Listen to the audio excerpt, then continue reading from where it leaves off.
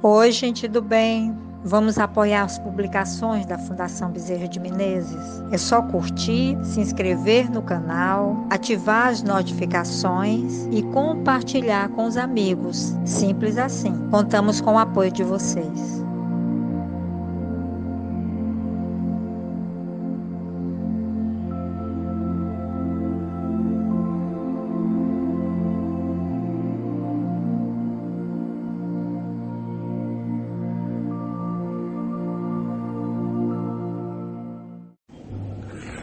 Bom dia!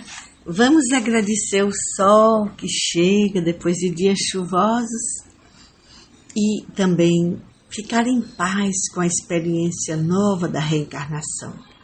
Hoje a gente estuda mais um pouquinho reencarnação e vai examinar alguns casos do professor Ian Stevenson da Universidade de Virgínia, nos Estados Unidos. Casos que ele comprova a reencarnação.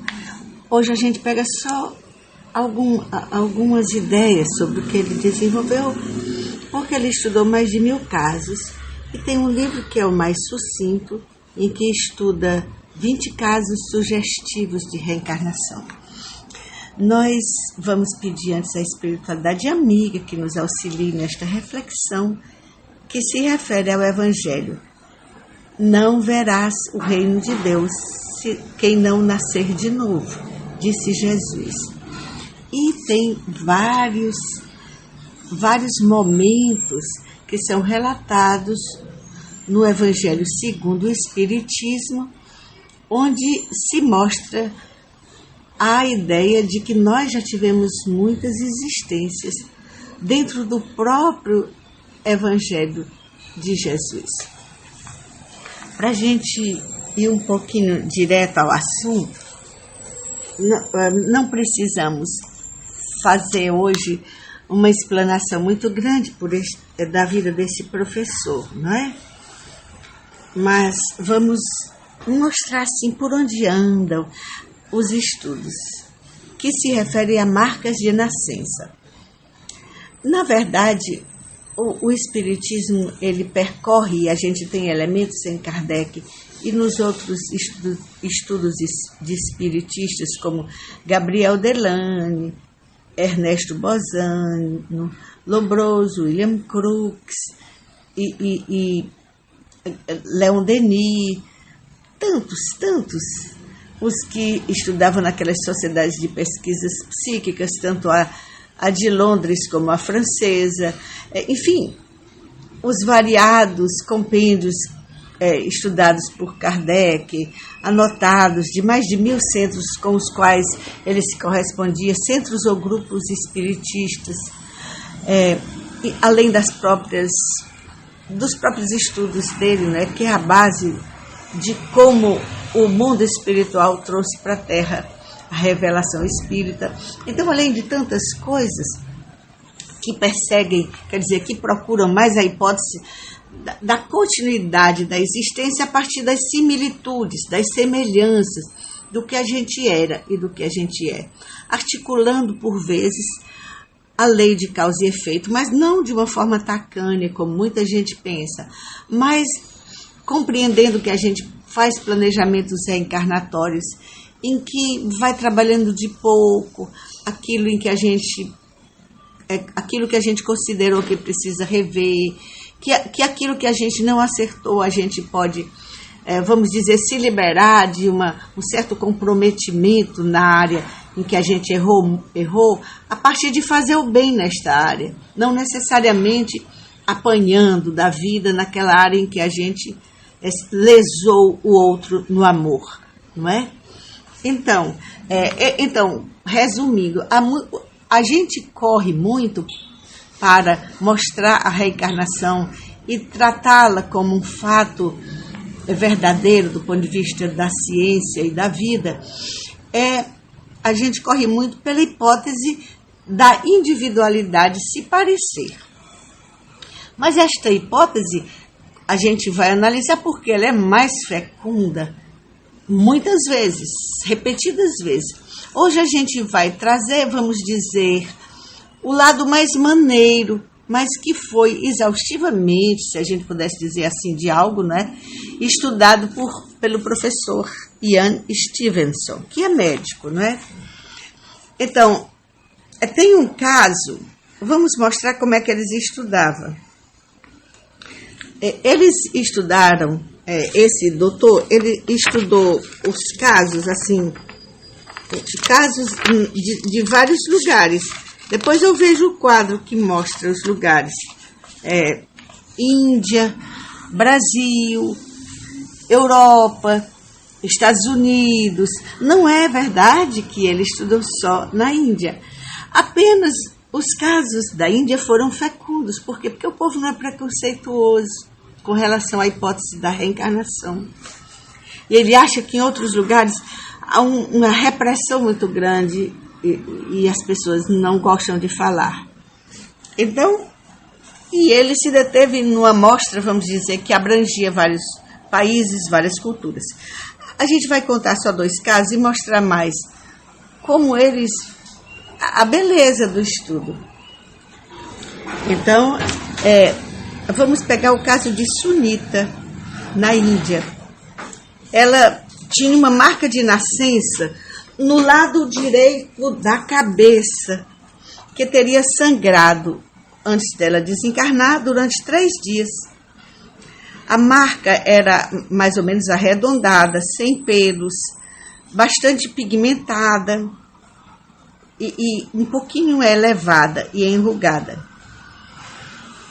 Aí eles vão dizer que quando ela tinha 9 anos de idade, a criança Sunita, a marca de nascença tinha cerca de 3 centímetros de diâmetro.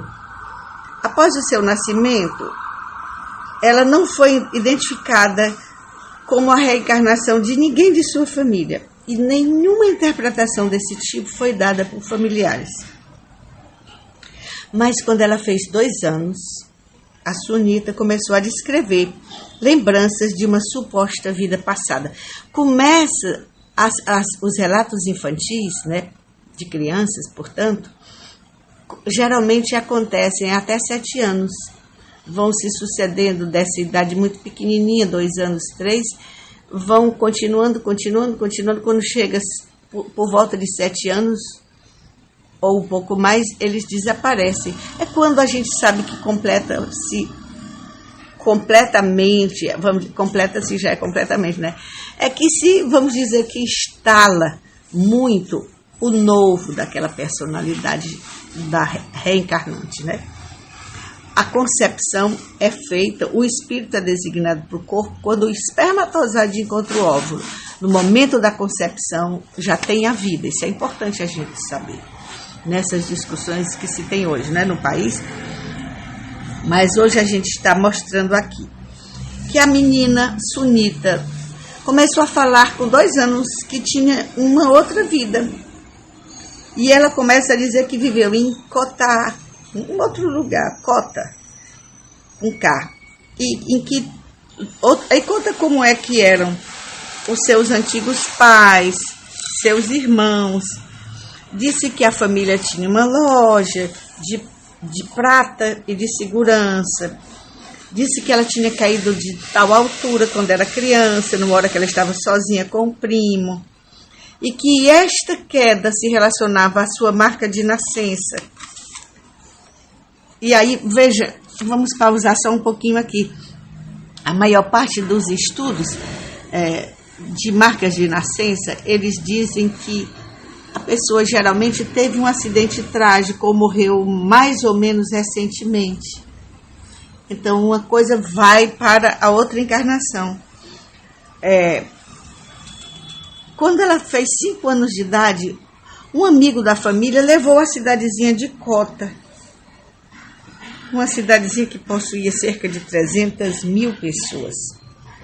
Em 2001, o número já era mais de 1,5 milhão de habitantes. Mas nesse tempo era uma cidadezinha pequena. Ele conseguiu achar, a menina com 5 anos, achar a família que ela falava. O pai da menina, que na cidade, na vida anterior, não se chamava Sunita, se chamava Sakuntala. e ela teria realmente desencarnado na vida anterior, com 8 anos, enquanto brincava com o primo, caído de um balcão. Sua mãe encontrou inconsciente, viu que o ouvido direito estava sangrando, teve um diagnóstico quando foi para o hospital de um sangramento que se referia a uma fratura na base do crânio, deu hemorragia, inchaço no cérebro e ela desencarnou.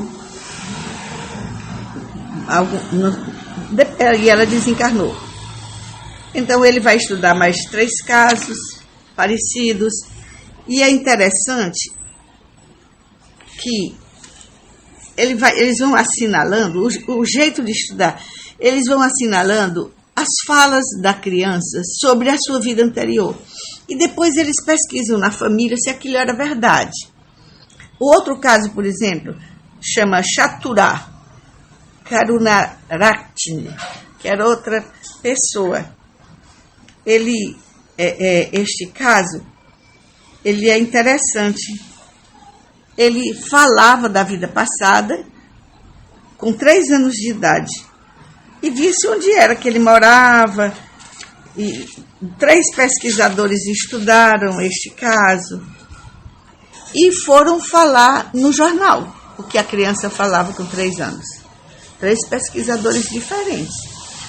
E um fazendeiro aposentado leu o fato nos jornais e disse, mas isso foi meu filho. Aí procurou os pesquisadores, não é? E contou que o filho tinha morrido ou desencarnado assim, resultado de lesões sofridas por uma bomba. Ele vendia doces num lugar perto, antes de entrar para o exército. Morava perto de um lago que tinha tartarugas, onde viviam muitas tartarugas. E todas essas informações miúdas, absolutamente impossível de você mentir, né, eram dadas pela criança e eles confirmavam com o pai, o fazendeiro, que quando leu aqueles estudos, aquela fala nos jornais, de 3 pesquisadores estudando essa criança, que muito cedo fazia relatos da reencarnação que havia tido. Então, ela mostra como foi o desencarne, uma coisa muito específica. Eles tinham feito uma patrulha, uma saída de rotina, e um dos caminhões onde estaria esse rapaz, não é? Que é o que nesta vida tem pouca idade e está contando como foi a vida anterior. A gente está vendo aqui o desencarne desse segundo caso. O rapaz disse que na vida anterior ele estava fazendo tipo uma ronda, não é? E aí o caminhão passou perto de uma mina que explodia. E aí muitas pessoas ficaram inconscientes e outros foram mortos, outros feridos. Um helicóptero levou para o hospital. E eles identificaram o rapaz que ele falava. Eles foram procurar o atestado de óbito, foram procurar os relatos do hospital e encontraram como foi que ele desencarnou. 3 dias depois de estar no hospital, portanto, havia muitos dados.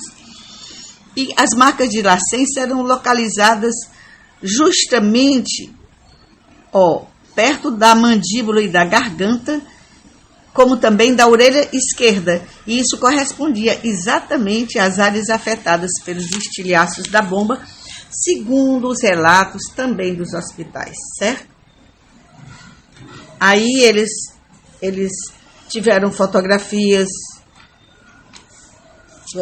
do funeral, eles tentam pegar coisas, vocês estão vendo, de todos os jeitos, para que se possa checar as informações. Então, tem algumas coisas interessantes que eu queria mostrar aqui. Deixa eu procurar a página que mostra aqui, que eu estou vendo alguns casos, em que eles dizem assim, coisas assim como, olha o tipo de informação que eles pegam. Informação 1, que eles vão checar. Ele morou em uma vila próxima Naramala, a uma outra vila. Ele diz o nome, é uma coisa muito específica. Ele morou em uma casa com telhado de cerâmica. Outra informação, 3. Próxima à casa havia uma choupana. 4. Na choupana havia uma pequena loja. 5. A loja era administrada pelo seu pai. 6. Próximo à casa havia um lago. 7. Tartarugas viviam no lago. 8. Ele estava indo ao longo da floresta em um caminhão. 9. Aí ele diz da bomba, depois 10, foi atingido pelo pescoço. Aí ele vai mostrar todo o processo de como a bala pegou, onde, quem chegou, como a família levou para o hospital. Agora, eu acho interessante os dados da casa, porque são muito diferentes. A casa onde ele morava era rosa, cor de rosa. A sua família tinha um trator, diz a marca, Landmaster. Ele arava campos de arroz com o trator. Ele tinha uma gaiola em casa onde havia um papagaio que falava. Sua mãe amava o pássaro, o alimentava de manhã e à noite. O nome de seu pai era Perera. O nome de sua mãe era Mangalica. Sua mãe era justa e redonda como uma bola, diferente da atual, muito diferente. Sua casa tinha 3 quartos. Kumari, esse outro caso, tinha, que é o caso que está sendo mostrado aqui com essa tabela, tinha uma irmã. Kumari, que é essa pessoa que está relatando, ocupava o quarto ao lado. Outra informação, ele tinha um irmão mais velho, o nome do irmão era Maesh. Ligava o gravador, a criança ligava o gravador cassete e dançava em casa. Eu não sei aqui se é o irmão ou se é ela. Sua mãe fazia bolos ocidentais, não fazia bolos de azeite, como todos faziam no Ano Novo nesse lugar. O nome dela era Sudupu. Tinha uma lâmpada vermelha onde ele ficava. Aí eles vão descrevendo essas afirmações, e são dados muito minúsculos, não é? Assim, muito detalhados, e eles vão confirmar, vão ouvir as pessoas, vão ouvir os acidentes, vão ouvir, batem foto dos funerais, batem fotos dos problemas do corpo que causaram aquela tragédia, ou acidente, ou morte brusca, que são os casos mais comuns da criança na encarnação posterior, na próxima, se lembrar, até 7 anos em geral, e haver marcas de nascença que mostram, vamos dizer, dados do tipo de morte que houve. Então, há umas características nestes casos muito interessantes, que eles mostram, ainda, eu tinha, não sei como é que ainda a pessoa está ligando, se está desligado. Oh, meu Deus do céu. Eu não sei como é que eu faço. Oh, meu Deus, a pessoa não desliga e eu acho que eu desliguei. No caso, só Deus na causa, não é? Eles vão mostrar que eles estudam impressões físicas, eles estudam se há problemas mentais, as pessoas que se envolveram e que viram o evento da morte, os detalhes, a cidade, a profissão dos pais, a vida dos pais, a relação com esse filho que narra na outra vida como era a vida anterior. Todos os detalhes da personalidade também são analisados para descartar a hipótese de loucura. Eles chegam a querer mostrar, assim, dentre tantas críticas que eles querem fazer, mostrar que poderia, hoje é o argumento mais forte contra a reencarnação, que uma pessoa poderia captar mentalmente, telepaticamente essas informações. E aí isso vai ser mostrado que uma criança naquela idade não poderia, essa hipótese telepática, ela é descartada no caso da criança, porque ela não tem, pelo geral, da própria formação dela, ela não teria tanta potência ou dentro da própria hipótese dos estudos que tentam dizer que não há reencarnação, que foi a pessoa que captou mentalmente do falecido, imagina, noutra encarnação, noutro tempo, noutro espaço, captou aqueles detalhes. Tem essa hipótese. Outra hipótese é dentro da própria, que vai tentar descartar, é a própria hipótese dentro do pensamento espiritualista, que seria um obsessor, vamos dizer, que estaria influenciando aquele caso. Mas eles dizem que o obsessor poderia até dar dados, mas ele não causaria a mancha, a marca de nascença que a criança tem. E quando é bala, são 2 balas. Quando a pessoa morreu de bala, ele estuda 2.000 casos, né, para dizer essas coisas, o Ian Stevenson. A bala, quando entra, ela é mais arredondada no corpo da pessoa. Quando o lugar que ela sai fica mais estilhaçada, mas não é assim tão direitinha. A marca de nascença não é arredondada. E eles observam nas mortes por bala as duas marcas de nascença. Interessante, não é? Então, vamos ficar assim, agradecidos pelo esforço de Kardec, pela beleza do pensamento espírita, com relação a nos trazer um mundo que se abre, mas que as pessoas vão precisar, os espíritas, os espiritualistas, os mais abertos cientistas, poderão correr atrás sem tantas necessidades de uma crítica que, às vezes, é bastante preconceituosa. Mostra também os vieses do cientista, como se diz, os filtros de intenções e de interesses, não é? A gente não vai negar esses filtros. Tanto é que a gente diz que os países que não são tão fechados, as pessoas tendem a facilitar essas procuras e estes relatos. Não são só os países, às vezes há religiões que limitam estas informações, e famílias e tudo. E aí eles vão, mas mesmo assim a pesquisa continua, está adiantando-se, até nos países em que as culturas são mais fechadas a esse tipo de reflexão e informação. Vamos agradecer a espiritualidade amiga pelo esforço de todos os que militam, é uma militância, lutar pela imortalidade, não é? Porque a imortalidade do espírito vai nos dar muitos elementos para a gente pensar a vida, dando-lhe sentido em épocas crísicas, em épocas de grandes desigualdades, como a que a gente vive, de calamidades mesmo, em que a indústria das armas, a própria farmácia, a indústria farmacêutica, não é? E tantas outras, o próprio narcotráfico, que é mantido por grandes empresas numa esfera supraestatal. E então, todos esses grandes conflitos do nosso tempo,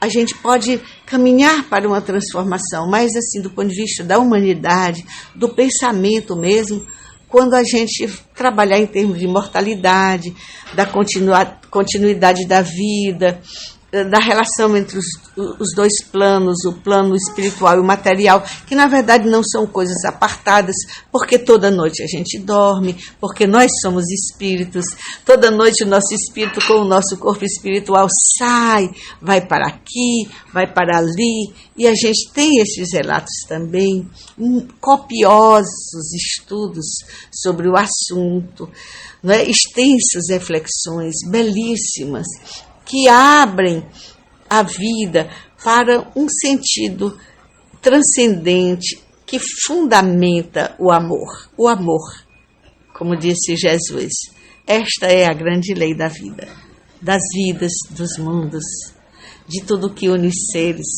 de todos os planos. Muita paz.